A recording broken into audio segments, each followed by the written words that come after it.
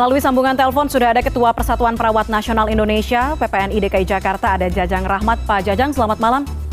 Selamat malam, Mbak. Pak Jajang, kalau sekarang pemerintah minta masyarakat untuk melakukan aktivitas dari rumah, tapi kita tahu nampaknya hal ini nggak jadi pengaruh ya Pak untuk tenaga kerja medis. Nah, sejak dinyatakan COVID-19 positif masuk Indonesia 2 Maret lalu, ada kekhawatiran seperti apa Pak yang dirasakan oleh teman-teman perawat khususnya di Jakarta?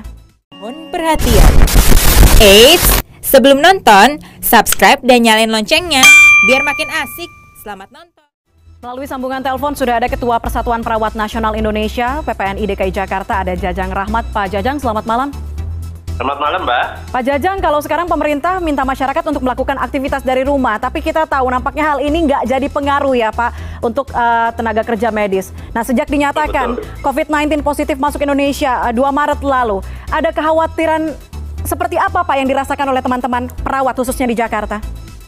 Iya, kami garda terdepan dalam pelayanan, Mbak. Jadi teman-teman perawat langsung memberikan pelayanan. Salah satunya adalah bisa di puskesmas, bahkan sekarang sudah langsung di pelayanan rumah sakit, terutama di ruang isolasi tersebut. Rasa khawatir, takut pasti ada, tetapi dengan jiwa dedikasinya, mereka terus melakukan pelayanan, Mbak.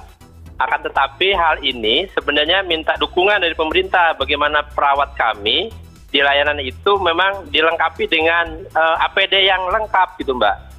APD-nya lengkap, kemudian sarana yang lain yang penunjangnya juga dipenuhi.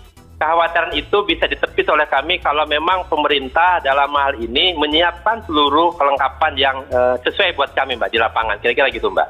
Oke, Pak Jajang terakhir ngecek nih, APD kita seberapa cukup untuk menangani lonjakan angka COVID-19 khususnya di Jakarta?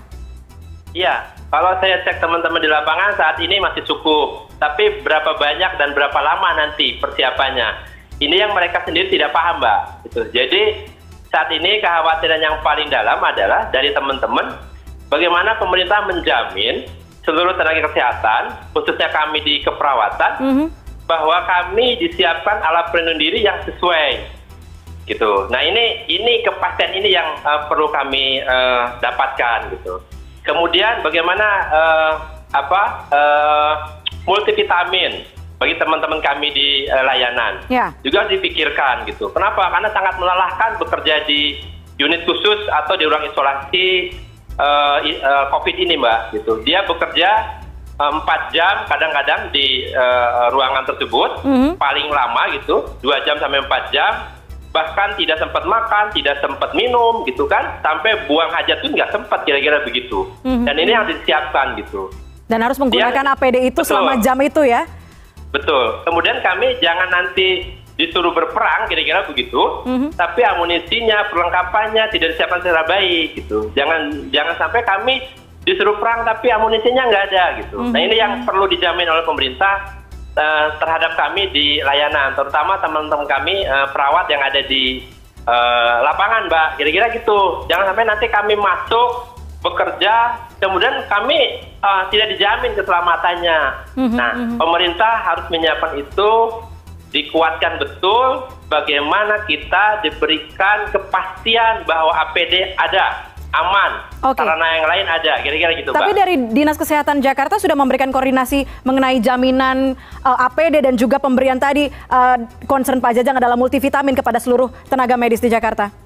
Iya. Ada koordinasinya? Sudah secara pasti Pak Gubernur, Ibu Kepala Dinas juga sampaikan bahwa APD siap di lapangan, kira-kira gitu. Kemudian terkait dengan bantuan dari pemerintah daerah juga sudah disampaikan akan diberikan transportasi bagi teman-teman yang terlibat di layanan COVID ini. Dan ini memberikan semangat buat kami apabila memang itu disiapkan dengan betul, Mbak, gitu. Sekali lagi, kami berharap jangan kami disuruh berperang, tapi amunisinya tidak ada dan dipastikan itu. Kemudian yang kedua, kami juga berharap ada keterbukaan, Mbak, keterbukaan data gitu. Artinya perawat ini ada yang di rumah sakit, ada juga yang di puskesmas, Mbak. Di puskesmas yang langsung melakukan pemantauan orang dengan pengawasan.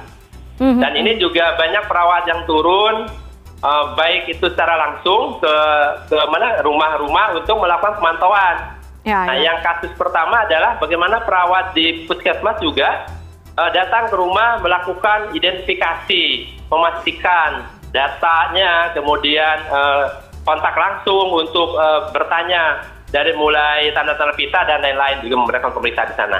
Okay. Itu yang disiapkan, Mbak, gitu. Jadi bukan hanya di layanan rumah sakit, tapi sampai dengan bagaimana APD teman-teman di puskesmas yang melakukan kunjungan untuk ODP, orang dengan pengawasan juga siap di sana. Kira-kira gitu, Mbak. Pak Jajang, sejauh ini sampai dengan hari ini ada nggak sih Pak perawat atau petugas medis yang mungkin berbagi kisahnya gimana sih cara perawat ini saling membagi tugas dengan jam yang sekarang ditambahkan, kemudian kesulitan untuk bertemu dengan keluarga mungkin yang menjadi penyemangat. Ada cerita-cerita seperti itu nggak sih Pak Jajang? Oh, ada ya. Jadi teman-teman kami khususnya yang sudah di ruang isolasi itu bercerita bahwa dia menyiapkan diri untuk masuk di ruang isolasi tersebut, kemudian memberikan waktu pelayanan minimalnya 2 jam, maksimal sampai 4 jam.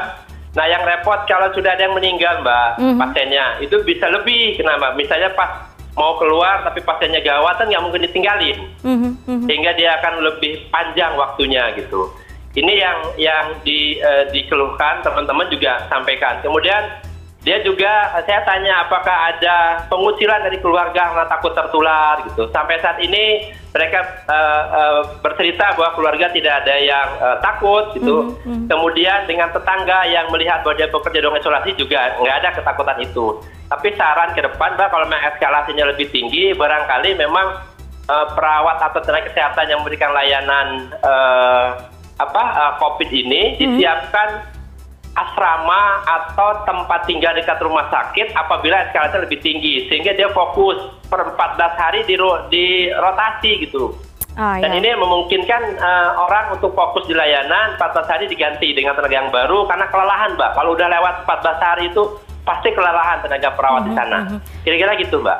Dan juga untuk menekan penyebaran atau persebaran COVID-19 ya Pak? Betul. Baik Pak Jajang, salam kami untuk rekan-rekan perawat, rekan-rekan tenaga medis di sana. Tetap semangat, terima kasih banyak dan salam hormat kami untuk mereka Pak Jajang. Terima kasih banyak, Jajang Rahmat.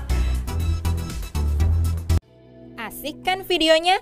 Jangan lupa like, subscribe, dan komen ya. Sampai jumpa di video selanjutnya.